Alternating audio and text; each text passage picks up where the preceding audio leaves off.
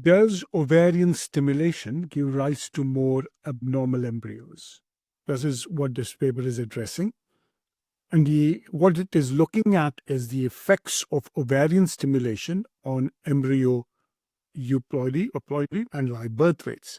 It investigates the effects of ovarian stimulation on embryo ploidy rates and live birth rates after euploid transfers. And it addresses the conflicting data from previous studies that if you increase the number of eggs, you get poor quality eggs. And that is the logic. So how does the logic come? This is the best follicle, and there's no doubt about it because the rest of the follicles will die. But what we just don't know is this study is looking at slightly different to say, let's look at stimulation of the ovaries, and then let's look at the genetic assessment. So it's a retrospective cohort, 2,230 cycles with IVF with genetic screening, frozen thawed embryo transfers, 930 frozen thawed single euploid transfers, embryo analysis, 12,298.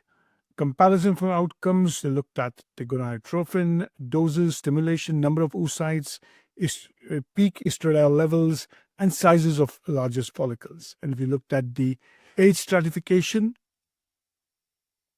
They're looking at less than 35 years, 35 to 37 years, 38 to 40 years, 41 to 42 years, and 42 years and above. So let's now look at the euploidy rate. And so what you're looking at the euploidy rate, which is under 35 years, 55%, 44.8%. The chance of getting a genetically normal embryo, 44.8%, between 38 and 40, 32%, 40 to 41, 18.2%, and more than 45, 8.5%. What happens? Euploidy rate, that's genetically normal embryo rate, declines with age. If you looked at no euploid embryos, it's not that just that,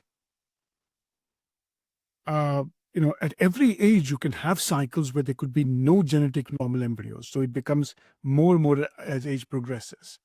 Under 35 years, 5.2%, 35 to 37 years, 12.5%, 38 to 40 years, 24.8%. So as cycles will have no genetically normal embryos. And that's a fact.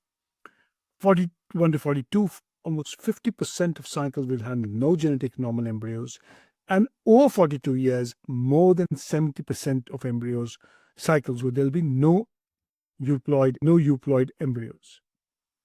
So what did they look at? They looked at gonadotrophin doses, no significant differences in genetic normality depending on what doses you gave. Duration of stimulation made no difference on euploidy rates of live birth rates.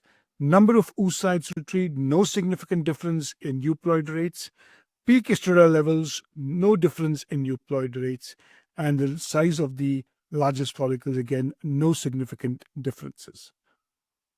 The primary conclusions which they drew was the stimulation parameters of gonadotrophin doses, duration, oocyte yield, peak estradiol levels do not significantly affect the euploidy rate or live birth rate. Age remains the primary factor influencing embryo euploidy rates and IVF outcomes. And what does it do? It reassures clinicians that decreasing the doses and being challenged on it is not really a challenging issue. And if at all you should avoid a very aggressive stimulation is to avoid the risk of overstimulation. And where, again, PCOS patients, you stimulate the ovaries very hard. Even with an analog trigger, you're going to run the risk of overstimulation. What are strengths of this study? We'll say a large size, comprehensive analysis over multiple age groups, inclusion of live birth rates and subsequent cycles. Limitations, it's a single center study. Retrospective design, limited data on extreme stimulation, and lack of data on safety of HCG administration, and there are compounding factors. But again, this is one of the studies which we'll look at and say, what is the most important thing? What is that gives you the best chance of pregnancy. It's age. Is it always age? Yes.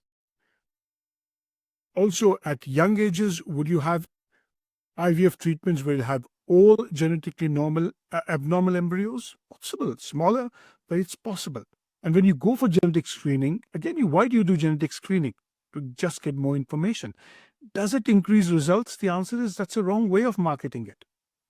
All that genetic screening of embryos does it tells you which embryos may not implant or may miscarry. So it avoids you replacing embryos. But that's science still, which is progressing very fast. There's a lot which we still don't know. Thank you.